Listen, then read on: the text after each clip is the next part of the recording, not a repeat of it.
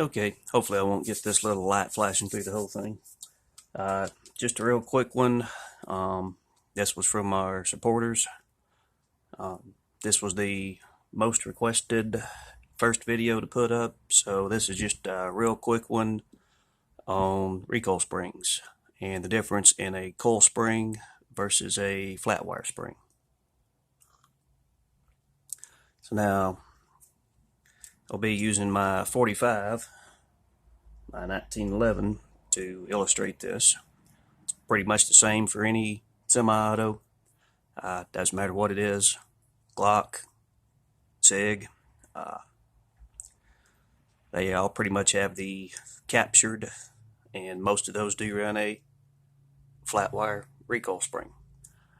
Here's the difference in the coils and the flat wire. Say if you're going to custom build one, or if you run a 1911, just a quick one off on the differences in the springs. So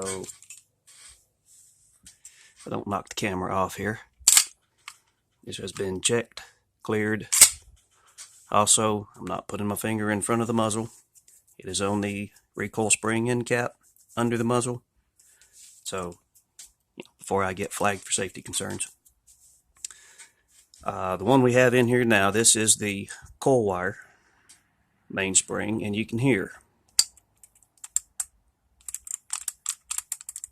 as you're cycling, you can hear that spring bind.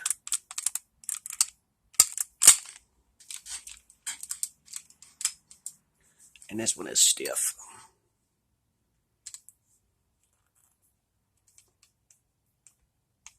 Really stiff.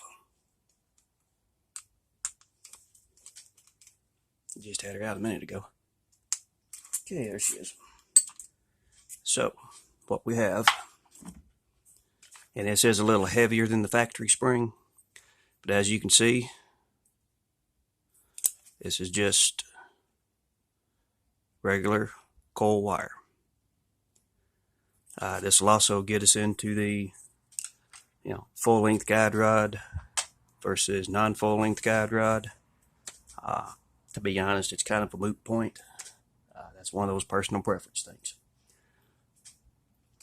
If you put a coil spring on full length guide rod, you're still going to get that binding sound to it.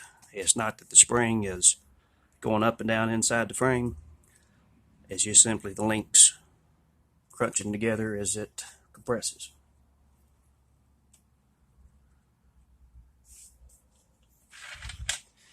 This is the original factory spring from the SIG, and as you can hopefully see here, it is flat wire. So let's put her in there and see what she does.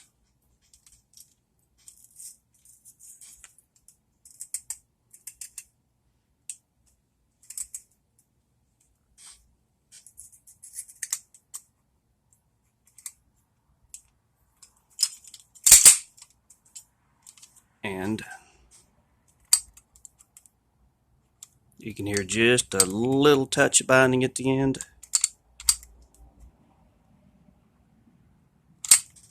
but it's just a smoother spring.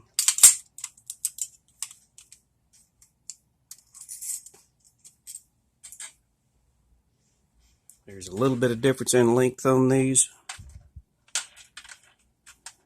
not a whole lot, but the coil spring is a heavier spring.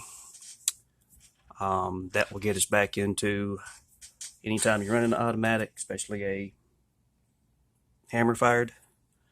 If you decrease your mainspring, generally you want to slightly increase your recoil spring.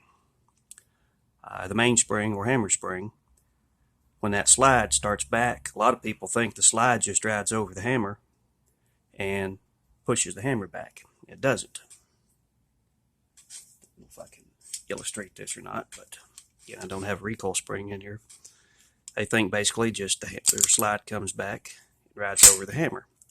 What actually happens is as soon as that round goes off, this slide comes back so fast, and especially running a light or a skeletonized hammer, it will sling that hammer back all the way into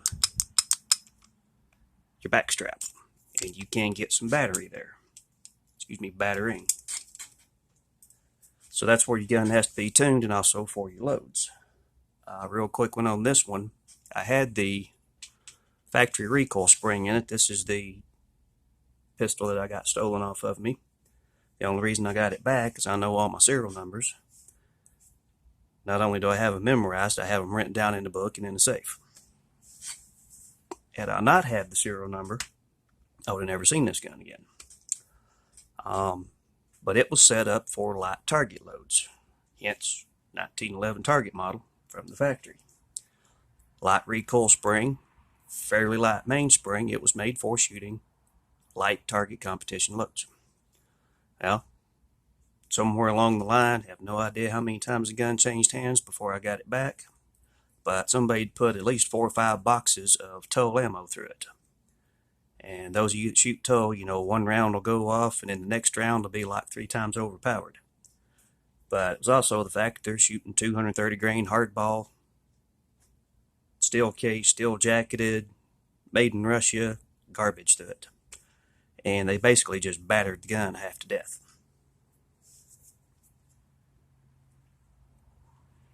It was made for a 200 grain lead bullet at up to 750 feet per second.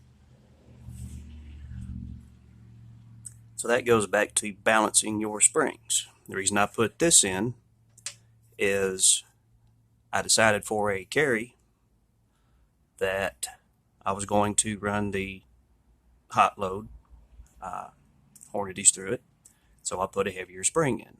It takes a matter of, 3 seconds to change out a recoil spring, so if I'm going to put a carry loading gun, I just simply swap the spring. So anyhow, like I said, it had the light spring in and had lots of damage to the gun, which I've repaired most of, but it's not back the way she was before I lost her.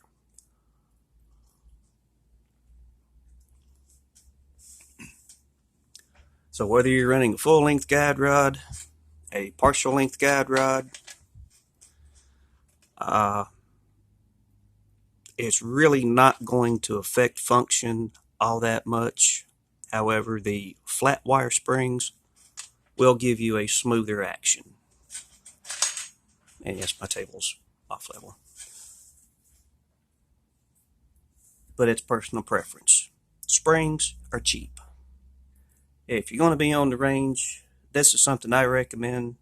Put it in, try it, see how it runs. Doesn't matter what you're going to carry, you want to function test the gun anyway.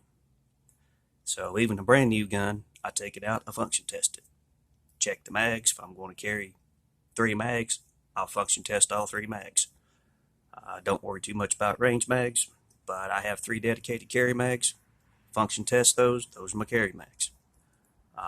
If I want to change loads, I've already tested each individual spring, so I know what works in that gun with what loads. So that goes back to buy you a couple of springs, slap them in, see how they run. Testing is the best way to determine. I can sit here all day long and say, well, you want to be running a 16.5 pound coil recoil spring. Well, that might be fine for my gun. Might not work for yours. The biggest thing about the flat wire recoil springs in the past, and as you all know, modern technology has really come a long way. Manufacturing has come a long way. Prices have gone down. Used to, it was just simply more expensive to manufacture to coil the flat wire springs. Flat wire springs were 2-3 times more expensive. Example, back when I had my Beretta, at that time, a replacement recoil spring and the coil wire was around $16. The flat wire mainsprings were anywhere from $24 up to $30, even $32. So it was simply a monetary cost. Now, there's really not much difference. I mean, if you're talking about a $2 difference, you're not going to worry about it. You know, if you can get a coil recoil spring for $6 and $8 for a flat wire. Spend the extra $2, get the flat wire. It's just simply going to run smoother. Coil recoil springs, very reliable. One thing about the round wire recoil springs, they do tend to have a longer service life. Just because there's more material there, they're less prone to spring compression when left in the gun. They just have generally a longer service life. Most of my autos, if I run heavy loads through them, say I'm shooting drop steel, something like that, I want a heavier load, more energy, get those plates over. I run regular, basically carry power loads in it. Light target shooting, we're dropping down the loads, get better accuracy. You don't need all that much power for putting pretty holes in paper. So I simply swap out the recoil spring. Again, it's what does your gun like? What kind of ammo are you going to run? Most of y'all are simply going to pick a type of ammo and you're going to carry it. Me, in a typical range day, not that I shoot very much, again, I shoot maybe 50 rounds a year. But if I'm going to be actual having a range day, I might go through 4 or 5, sometimes 6 different bullet types, powder types, power loads. I might shoot 6 different types of ammo. So that's basically, where you want to change your springs at. Just like I said, it's a quick thing. Again, all I can do is tell you the differences in the coil and the flat wire. Something you can basically make up your own mind on, but just one quick, simple one-off on what the differences are. And hope that solves the questions everyone had. Again, not a very good quality video. Apologize for that. Had to come out to the shop. Was going to do it today outside. I have a really nice filming place set up for outdoors, good lighting. Weather was horrendous. 60-mile-an-hour winds. Wind was howling. Well, now it's nighttime. No more wind, but being nighttime, had to come into the shop. So again, apologize for the quality of the video. But if there's any questions I didn't address, please let me know. I will be redoing this, well, as soon as the rain quits after the next 2 days, but I will be redoing this in a better quality without all the stammering and stuttering. So in the meantime, if there's any questions I didn't address in this one, just let me know. And again, hope that answers your questions, and thanks a lot.